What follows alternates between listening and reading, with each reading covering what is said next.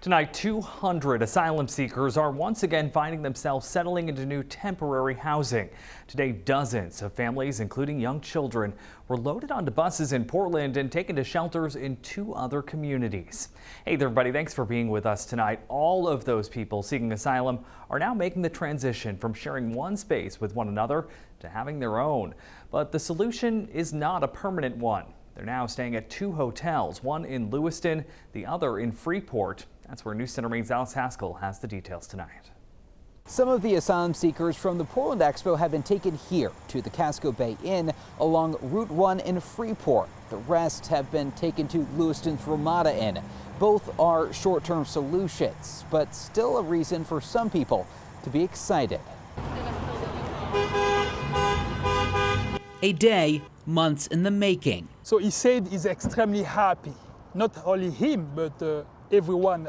190 asylum seekers, happy to no longer be living in a communal space at the Expo. No privacy, sleeping on cots. A reality since the spring for these people who escaped other countries in search of a better life in America. It was move-out day at the Expo. Some of the families were brought here, Lewiston's Ramada Inn, a shelter for a couple months. Thank you so much. With their move over, now the hunt for permanent housing begins. It is a long process. Something former asylum seeker Abrao Salentino with Maine Immigrant Resource Center knows firsthand. The way the market is, we have a shortage of housing, and that's a huge constraint that we have on the work that we do. As the clock ticks down for these people, those brought to Freeport have a little more time.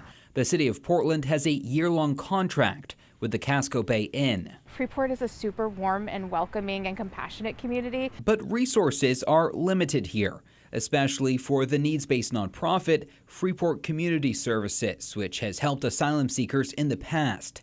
But Executive Director Sarah Lundeen says this time they're getting a lot more help. It does at this point sound like the city of Portland is providing the majority of resources needed on site for the families, which is really huge. Despite this, Lundeen says they will help as much as they can if called upon. We've been really clear with Portland that we're happy to help in ways within our mission, but we are not in a position to expand beyond that.